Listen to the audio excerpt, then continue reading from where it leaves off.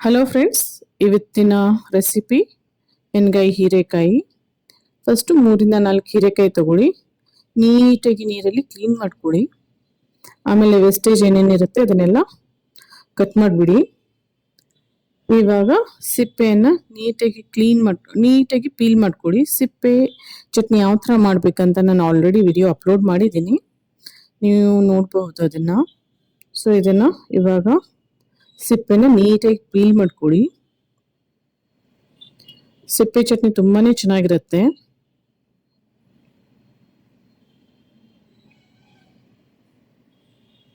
So ಇವಾಗ peel ಆದ್ಮೇಲೆ ಅದನ್ನ ಸೈಡಲ್ಲಿ ಇಟ್ಕೊಳ್ಳಿ.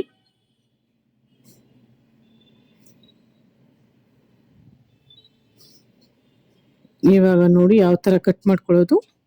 ನಾನು ಇದನ್ನ ಚಿಕ್ಕ ಚಿಕ್ಕದಾಗಿ ಕಟ್ ಮಾಡಿಲ್ಲ, ಇಷ್ಟು ಒಂದು ಶೇಪಲ್ಲಿ ಇಟ್ಕೊಂಡಿದ್ದೀನಿ, ಸ್ವಲ್ಪ ದೊಡ್ಡದಾಗಿ. ನೀವು ಎಣ್ಗಾಯಿ ಕಂಪ್ಲೀಟ್ ಡ್ರೈ ಆಗಿ ಮಾಡಬೇಕಾದ್ರೆ ಅದನ್ನ ಡಿಫ್ರೆಂಟ್ ರೆಸಿಪಿ ಆಗುತ್ತೆ. ಇದು ಕರಿ ಥರ ಇದೆ. ಸೊ ಯಾವ ಥರ ಮಾಡ್ತೀನಿ ವಿಡಿಯೋ ಕಂಪ್ಲೀಟ್ ಆಗಿ ನೋಡಿ, ನಿಮ್ಗೆ ಗೊತ್ತಾಗತ್ತೆ. ಸೊ ಇವಾಗ ಒಂದೊಂದು ಸ್ಮಾಲ್ ಪೀಸನ್ನು ಕಟ್ ಮಾಡಿ ಅದರಲ್ಲಿ ಪ್ಲಸ್ ಆಗಿ ಕಟ್ ಮಾಡ್ಕೊಳ್ಳಿ, ಇಲ್ಲಾಂದರೆ 4 ಪಾರ್ಟ್ಸ್ ಕಟ್ ಮಾಡ್ಕೊಳ್ಳಿ. ಕಂಪ್ಲೀಟಾಗಿ ಕಟ್ ಮಾಡೋಕ್ಕೆ ಹೋಗ್ಬೇಡಿ, ಒಂದು 70% ಆಗಿ ಕಟ್ ಮಾಡ್ಕೊಳ್ಳಿ. ಹಾಗೆ ಆ ಪಾರ್ಟ್ಗಳು ಅಟ್ಯಾಚ್ ಆಗಿರಬೇಕು. ಇವಾಗ ಏನೇನು ಬೇಕು ನೋಡೋಣ ಬನ್ನಿ. ಚಿಕ್ಕ ಈರುಳ್ಳಿ, ದೊಡ್ಡ ಈರುಳ್ಳಿ ಚೆನ್ನಾಗಿ ಕಟ್ ಮಾಡಿರೋದು, ಟೊಮ್ಯಾಟೊ, ಮೆಣಸಿನ್ಕಾಯಿ, ಕೊತ್ತಂಬರಿ ಸೊಪ್ಪು, ಕರಿಬೇವು ಮತ್ತು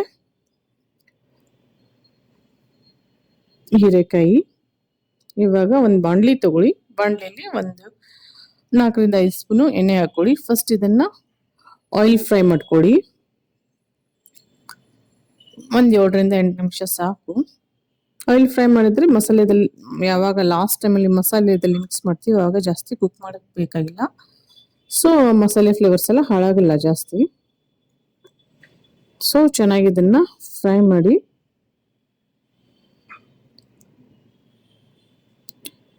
ಇವಾಗ ಅದನ್ನು ಫ್ರೈ ಮಾಡಿದ್ಮೇಲೆ ಒಂದು ಸ್ವಲ್ಪ ಲಿಡ್ಡಲ್ಲಿ ಕ್ಲೋಸ್ ಮಾಡಿ ಒಂದು 3-4 ನಿಮಿಷ ಇಟ್ಕೊಳ್ಳಿ.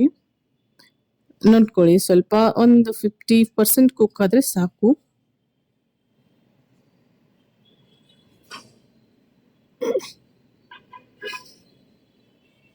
ತುಂಬ ಚೆನ್ನಾಗಿರುತ್ತೆ ಇದು. ಡೆಫಿನೆಟ್ ಆಗಿ ಟ್ರೈ ಮಾಡಿ.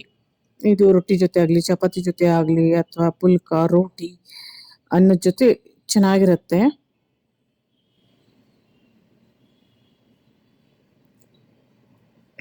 ನೀಟಾಗಿ ಫ್ರೈ ಆದ ತಕ್ಷಣ ಸೈಡಲ್ಲಿ ಎತ್ತಾಕೊಳ್ಳಿ. ಇದು ಎಣ್ಣೆಯಲ್ಲಿ ನೀರು ಬಿಡುತ್ತೆ, ಯೂಸ್ ಮಾಡಬೇಕಾದ್ರೆ ಕೇರ್ಫುಲ್ಲು. ಸೊ ಇನ್ನೊಂದು ಬಾಣಲಿ ತಗೊಳ್ಳಿ. ಇವಾಗ ಮಸಾಲೆ ಪ್ರಿಪ್ರೇಷನ್ ಮಾಡೋಣ. 1/4 ಕಪ್ಪು ಡ್ರೈ ಕೊಕೊನಟು, ಒಣ ಕೊಬ್ಬರಿ ಕಟ್ ಮಾಡಿರೋದು, ಸಿಮ್ಮಲ್ಲೇ ಇಟ್ಕೊಳ್ಳಿ.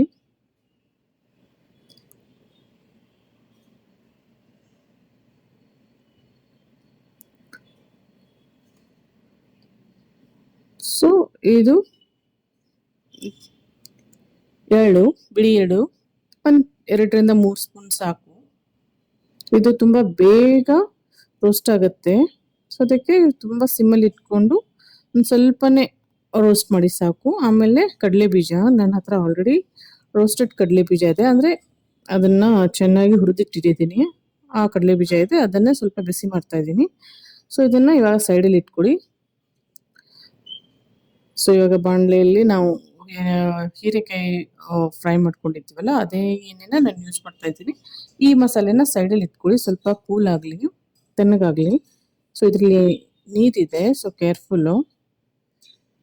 ಸೊ 1 ಟೇಬಲ್ ಸ್ಪೂನು ಸಾಸಿವೆ,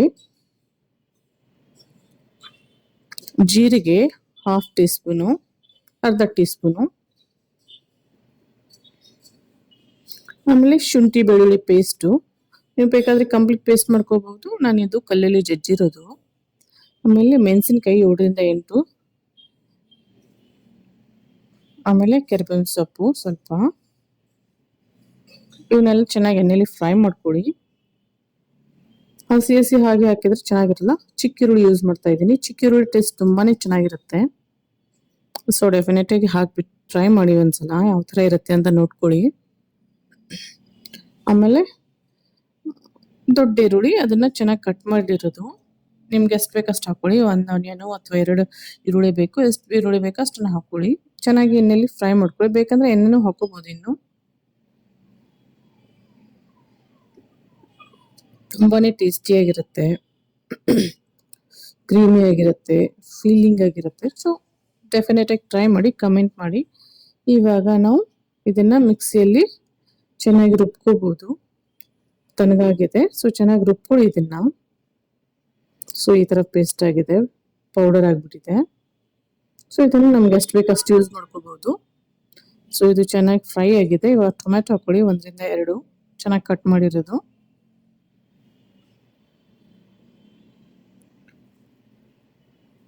ಚೆನ್ನಾಗಿ ಮಿಕ್ಸ್ ಮಾಡ್ಕೊಳ್ಳಿ.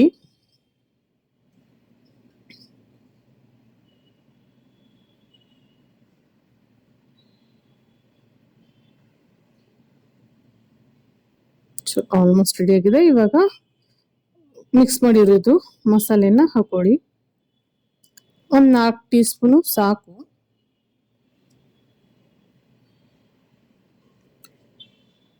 ಇವಾಗ ಇದು ಧನಿಯಾ ಪೌಡರ್ ಅಂದ್ರೆ ಗರಂ ಮಸಾಲ 1 ಟೀ ಸ್ಪೂನು.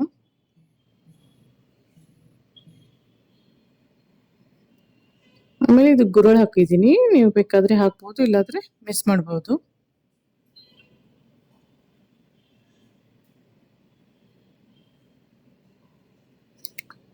ಒಂದು ಚಿಕ್ಕ ಸ್ಪೂನು ಅರಿಶಿನ, ಒಂದು ಚಿಕ್ಕ 2 ರಿಂದ 3 ಸ್ಪೂನು ಕೆಂಪು ಮೆಣಸಿನ್ಕಾಯಿ ಪೌಡರು. ನಿಮ್ಗೆ ಎಷ್ಟು ಬೇಕಷ್ಟು ಹಾಕೋಬಹುದು. ನಾನು ಇಲ್ಲಿ 4 ಸ್ಪೂನು ಚಿಕ್ಕದು ಹಾಕೊಂಡಿದ್ದೀನಿ. ಇದು ಕಾಶ್ಮೀರಿ ಲಾಲು. ಸೊ ಎಲ್ಲಾದ್ರೂ ಚೆನ್ನಾಗಿ ಮಿಕ್ಸ್ ಮಾಡ್ಕೊಳ್ಳಿ. ಹಿಂಗು ಪಿಂಚಸ್ಟ್ ಹಿಂಗ್ ಹಾಕೊಳ್ಳಿ, ಅದು ತುಂಬಾ ಒಳ್ಳೆಯದು ಡೈಜೆಷನ್ಗೆ. ಸೊ ನಿಮ್ಗೆ ಎಷ್ಟು ಬೇಕು ಅಷ್ಟು ಹಾಕೊಳ್ಳಿ. ಸ್ವಲ್ಪ ಜಾಸ್ತಿ ಹಾಕೊಂಡ್ರೆ ಅದ್ರ ಸ್ಮೆಲ್ ಬರಕ್ಕೆ ಹಿಡಿಯುತ್ತೆ. ಸೊ ಎಷ್ಟು ಬೇಕು ಅಷ್ಟು ಹಾಕೊಳ್ಳಿ. ಸೊ ಚೆನ್ನಾಗಿ ಮಿಕ್ಸ್ ಮಾಡಿ. ಇವಾಗ ಟೇಸ್ಟಿಗೆ ತಕ್ಕಂಗೆ ಸಾಲ್ಟು,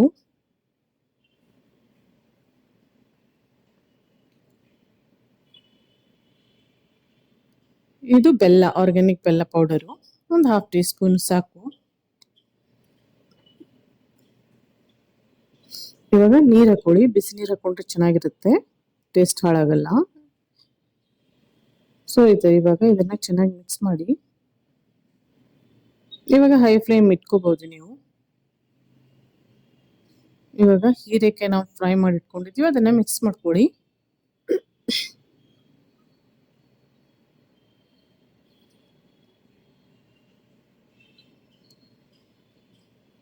ತುಂಬಾನೇ ಟೇಸ್ಟಿಯಾಗಿರುತ್ತೆ, ತುಂಬಾನೇ ಚೆನ್ನಾಗಿರುತ್ತೆ.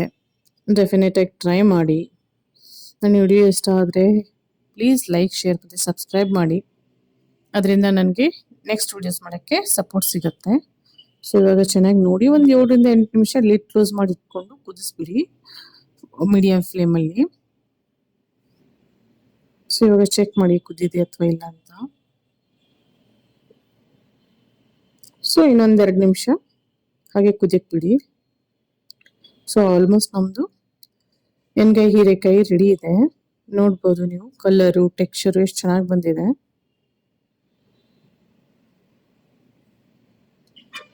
ಸೊ ಇವಾಗ ಫ್ಲೇಮನ್ನು ಆಫ್ ಮಾಡಿ ಕೊತ್ತಂಬರಿ ಸೊಪ್ಪನ್ನ ಮಿಕ್ಸ್ ಮಾಡ್ಕೊಳ್ಳಿ.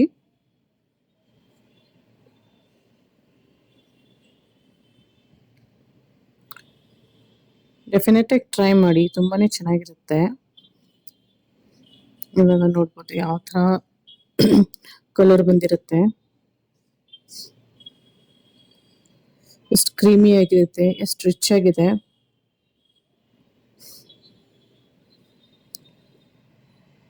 ಸೊ ಡೆಫಿನೆಟ್ ಆಗಿ ಟ್ರೈ ಮಾಡಿ. ನನ್ನ ವಿಡಿಯೋನ ಲೈಕ್, ಶೇರ್, ಸಬ್ಸ್ಕ್ರೈಬ್ ಮಾಡಿ. Thank you for watching the video. Thanks a lot. Bye by.